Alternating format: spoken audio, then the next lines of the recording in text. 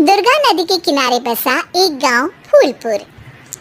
गांव में कुछ 100-150 लोग रहते थे। अंजलि, जो कि पास ही के जिले में रहती थी और 12वीं पास कर चुकी थी, उसके पिताजी ने बेटी को जल्दी विदा करने के लिए उसकी शादी फूलपुर गांव के मुकेश से करवा दी थी। मुकेश कभी स्कूल नहीं गया था और इस कारण वो पढ़ा लिखा नहीं था और बाकी गांव वालों की हालत भी मुकेश जैसी ही थी। मुकेश के घर में उसके माता पिता भी रहते थे। सासू माँ, मैं बाहर मंदिर तक जा रही हूँ, आधे घंटे में आ जाऊंगी। अरे अभी कहीं जाने की जरूरत नहीं है, चुपचाप जाके रसोई में रात के खाने की तैयारी करो। और ये घूंघट क्यों हटा लिया है तुमने? क्या पता नहीं कि इस गांव में औरतें बिना घूंघट के नहीं रहती। रात में अंजलि छत पर जाकर अपनी मम्मी से बात कर रही होती है। तभी गांव की 3-4 औरतें उसे देख लेती है और दरवाजे पर आकर उसकी सास से शिकायत करने लगती है। और क्या हुआ? अरे छत पर तो देखो, आपकी बहू मटक मटक के किसी से फोन पर बात कर रही है। दिन भर फोन पे लगी रहती है। अरे कल तो मंदिर के पास वो क्या कहते हैं, सेल्फी ले रही थी। शहर की बहू रखना अच्छा शान की बात है, पर देखना इसके लक्षण से ये तो तुम्हारे परिवार को बदनाम ना कर दे। ये पहली बार नहीं था जब सास से गांव के लोगों ने अंजलि की बुराई या शिकायत नहीं की हो। अब तो ये रोज की बात थी। अंजलि ये सब सुन लेती है। जब वो नीचे जाती है तो मुकेश भी वहां जाता है। सास कहती है, बेटा, लोग घर आकर शिकायत करने लगे हैं बहू के कामों की।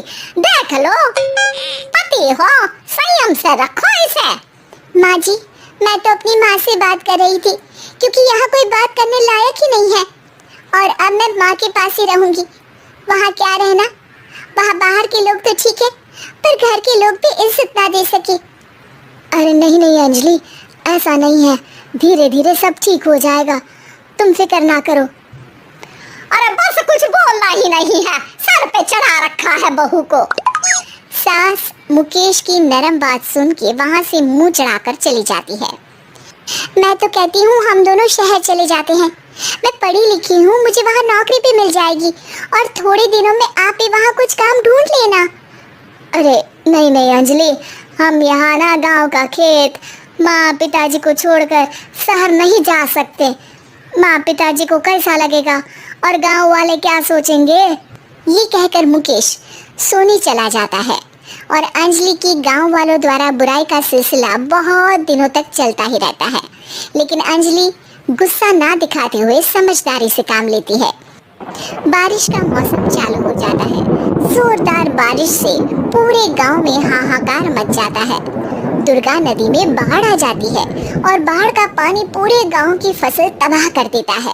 फसल की ये हालत देखकर गांव वाले निराश हो जाते हैं और बात तो यहाँ तक पहुँच जाती है कि कुछ लोग तो अंजलि को इस सब का दोषी ठहरा देते हैं। अरे पूरी फसल तबाह हो गई, पता नहीं किसकी नजर लग गई है। अरे जब से चौधरी परिवार में ये शहर की बहू आई है ना, तब से ही गांव की शांति चली गई है। इसके कर्मकांड से माँ दुर्गा नदी भी खुश नहीं है। ये सब सुनकर बेचारी अंजलि रोते हुए अपने घर चली जाती है। कुछ दिन बाद सभी गांव वाले अपनी फसल का मुआवजा लेकर अपने अपने घर आते हैं। मुकेश भी 1500 लेकर आता है। अंजलि को जब पासबुक दिखाता है तो अंजलि हैरान हो जाती है। अरे ये पासबुक में तो उन्होंने 4000 की एंट्री करी है और आपको सिर्फ 1500 दिए। सच में?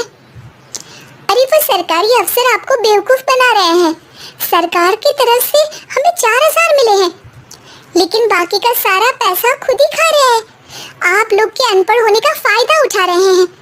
ये सब सुनकर मुकेश परेशान हो जाता है लेकिन अंजलि उसे हिम्मत से काम लेने को कहती है और सुबह होते ही मुकेश को पंचायत कार्यालय ले जाती है और साथ में गांव के और लोगों को भी।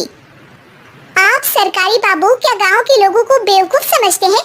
आपको क्या लगता है ये पढ़े लिखे नहीं है तो आप कुछ भी मनमानी करेंगे? ये बेचारे दिन रात इतनी मेहनत करते हैं, ये हमारे अन्नदाता हैं और आप इनके साथ ऐसा धोखा करते हैं। अरे क्या बके जा रही है ये लड़की? किस धोखे की बात कर रही है?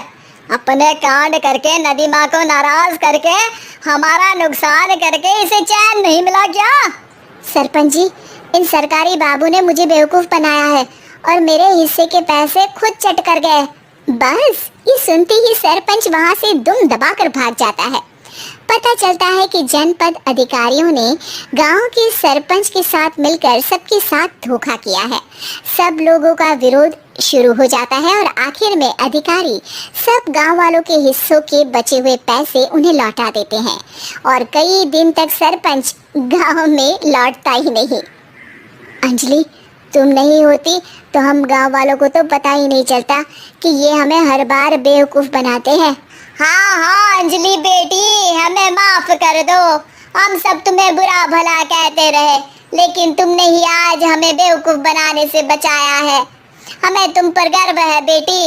अब समझ आया कि सरपंच तुमसे नहीं, तुम्हारे पढ़े लिखे होने से नफरत करता था। क्यों ना इस बार हम अंजलि को ही सरपंच पद के लिए चुन ले? क्या कहते हो गांव वालों? पढ़ी लिखी सरपंच। बस पूरा गांव अंजलि के लिए ताली बजाता है और अंजलि की सास उसे खुशी से गले लगा लेती है।